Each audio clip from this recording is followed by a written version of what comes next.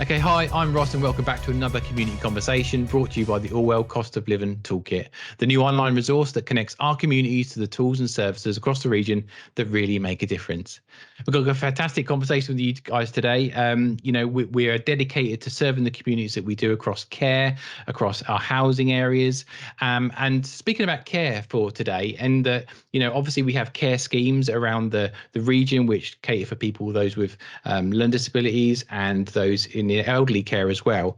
But we want to have a conversation today more about some of you guys watching this at home that may be carers yourselves, in kind of like a non-professional capacity. Maybe there's people at home you care for, friends, anything like that. So we want to have a chat around that and how kind of like the current climate has kind of affected you guys as well. So we've got the perfect guest for that.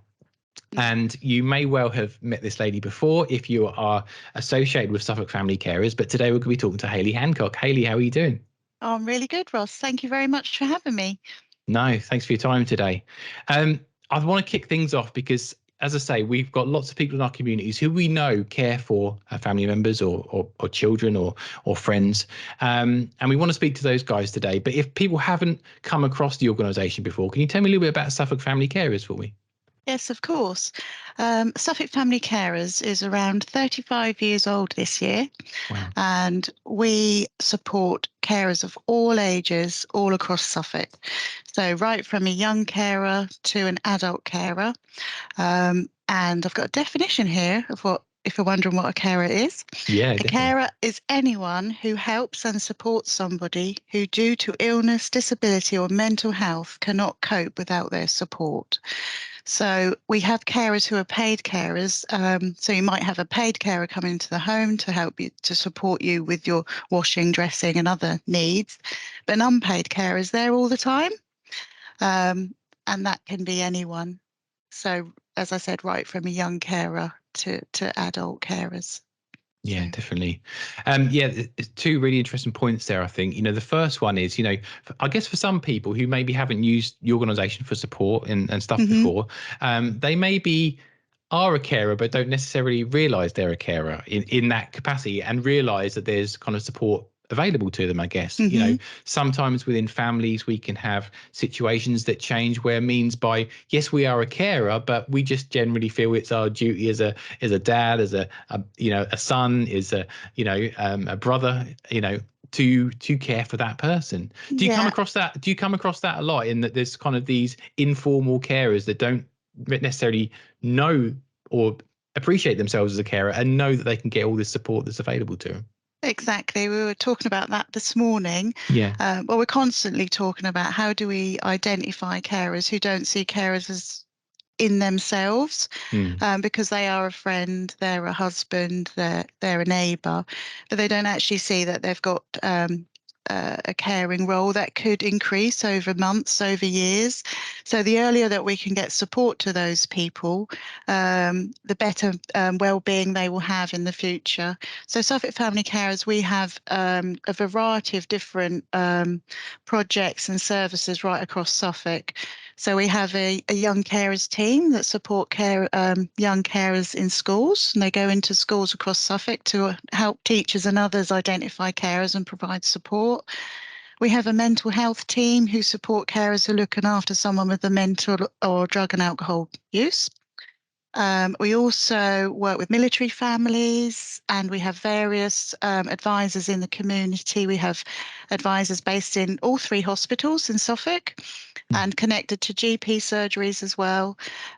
So we're there to help identify carers, but also provide support, emotional support, information, advice, and guidance. Yeah. A wealth, as you reel those off, there's just so many Mm. ways that you connect with, these communities. And how do you do that? Is it via kind of attending events, doing campaigns, that kind of stuff? How do you kind of reach the people that you help serve? One way we try and reach carers is through other professionals and other communities. So the more we can raise awareness of carers and the issues that they face, the more we can find, because we're a fairly big charity, but we want to work in partnership with others to support carers in the community as well. So we can provide training for professionals about how to identify carers, where to signpost and what services are out there, who we work in partnership with. So they can do the signposting themselves or can signpost directly into us. Um, but we have a vehicle that goes out into the community, and that's a Suffolk Family Carers vehicle, so we can go to events. It was a dementia event yesterday to try and support carers of someone with dementia. So there's various ways we go out into the community to try and find carers and signpost them for support.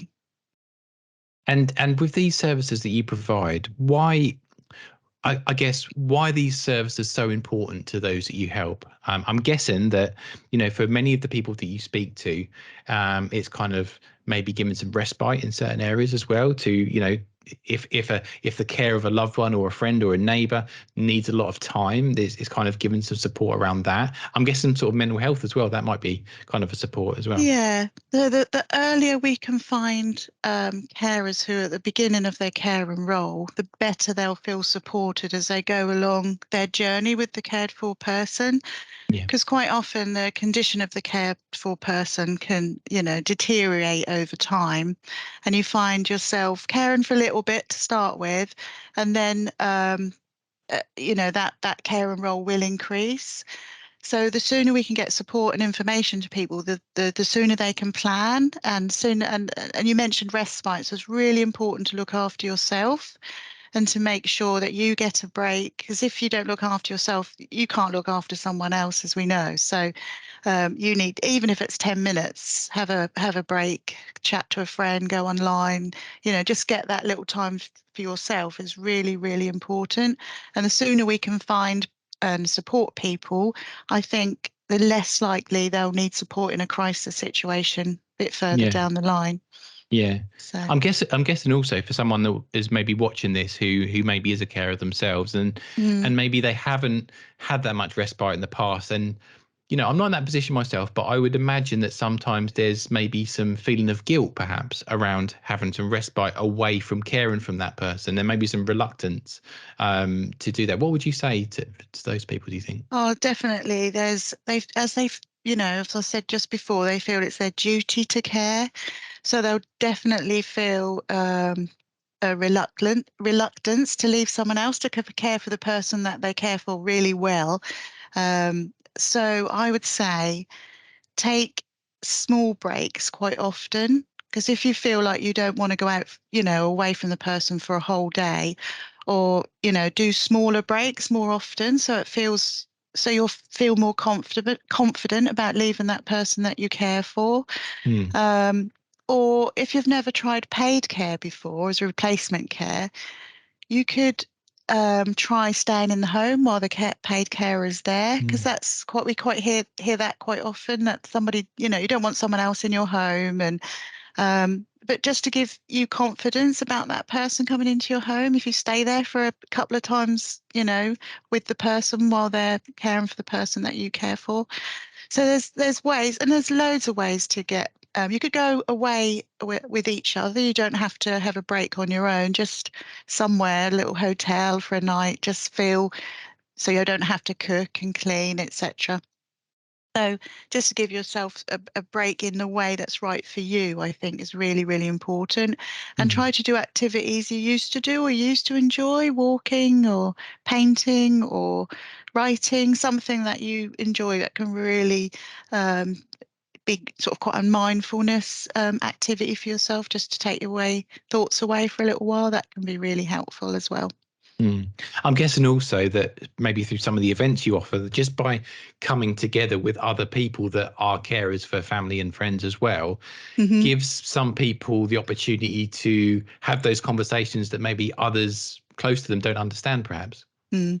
That's really, really important, that peer-to-peer support, because you're exactly right. Quite often your friends, your other friends and neighbours wouldn't really get, what you're doing for the person that you care for, but someone else who's in the same boat as you would, and that sharing and understanding, and that's what our advisors can do on our information line.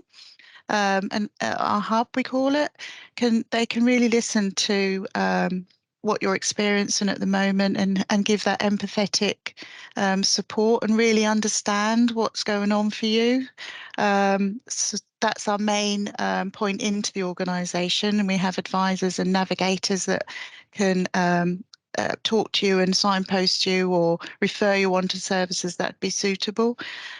But it's really important to talk about it and not hold it in, and try, a problem shared is a problem halved. I think that's what they say, isn't it? Isn't it the saying? But Yeah. yeah, so you definitely need some emotional support, or you might be able to give that support to someone else who's experiencing the same thing as you, through sort of networks and groups, or different things that you can join in with. So it's very important to have a little break. Yeah, definitely.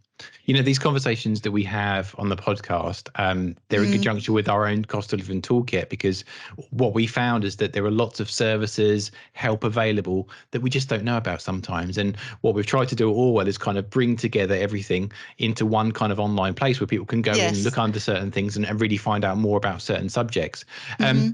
Talking about the cost of living crisis and kind of the period that we've gone through, and probably with COVID, over that period of time, that long period of time where a lot of us were at home, and stuff like that. What impact have you seen with those in sort of that caring community? Has there ever been anything sort of specific to that group of people? Oh, definitely. I think if we start with COVID, um, we were just talking about respite, so there was that lack of respite, Mm, and we saw caring roles increasing during that time, and carers finding it less likely to be able to get back out into the community after being, at home with the person 24/7. Um, s- so that period of time, and also trying to visit cared for people in care homes, etc., is really, really difficult for yeah, family carers. And especially, through the cost of living crisis as well, it's the heating. There might be special beds or electrical things you have to use for the person that you care for. So the increase in the cost of living has a detrimental effect on family carers. They're a very quite a vulnerable um, group of people, really. So trying to sort of heat your home, trying to travel costs if you've got to take the person you care for appointments, it's all having a big effect. And also a lot of family carers give up work or have given up work during true. COVID. Yeah, So then you've got less income to try and pay for some of these extra things you need to do as a carer, like laundry, 2 or 3 washes a day, some carers do. So the increase in costs in that. So yeah, we have seen carers finding it really, really, really difficult at the moment with the extra cost of living at the moment. And trying to and keep warm, even, it hasn't heated up yet, has it? Not no. truly. No. And for So people watching this who are carers and maybe going through some of those challenges, so the guys over at the hub where you have, is that yeah. something that people can just phone in and just ask any questions about any of those sorts of things? Absolutely. So the phone number is 01473 835 477. And we get numerous calls a year into our hub from professionals, family carers, lots of different people. So please don't be afraid to call.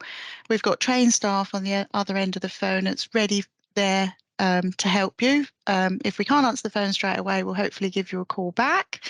Um, but also you can access through our website. There's lots of information on our website, but there's also an instant chat as well. So you can, if you feel like you'd rather do it that way, that's fine. Or you can send an email through our website. So there's various different ways of getting in contact with us. Perfect. Perfect. Um, I think another area of what you do that I want to specifically talk about was young carers. I think, Hmm.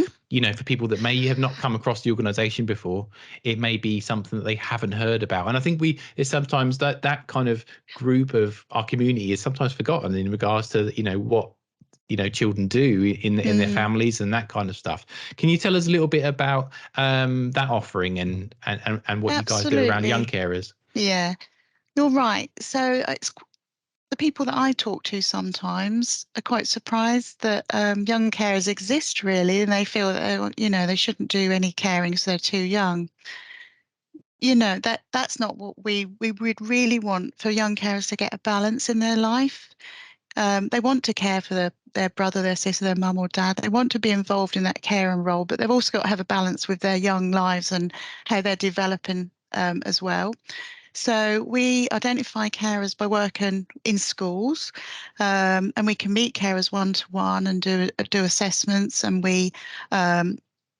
it's around them as an individual and what they need and what their family needs. So sometimes it's just a conversation with the family just to make sure they can access some after school activities or um, go and see friends more. So it's getting that balance really, especially for young adult carers who are now going into adulthood, Yeah. who wants to do the things what their peers are doing. They want to go to nightclubs, have girlfriends, might want to go to university and things like that. So again, it's getting the balance between what they want to do as a carer, but what also they need to do as a young person growing into an adult as well.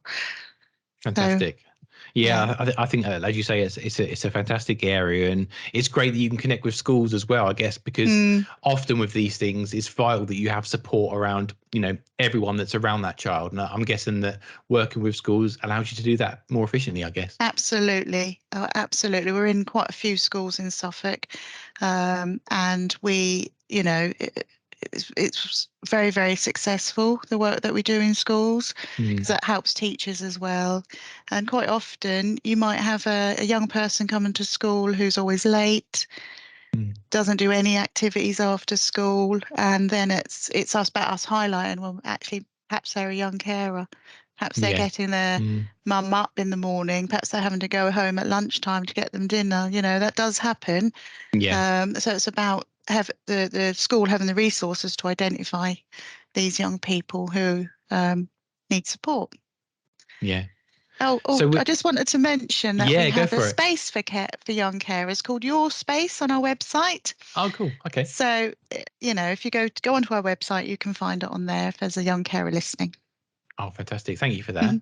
Um, I guess, we're having this conversation today because Hmm. we've got Carers Week coming up soon. We have, And yes. and it's something that I know that you'll be doing a lot of work around. If someone hasn't come across Carers Week before, can you tell us about kind of what the goal is for Carers Week? Yes.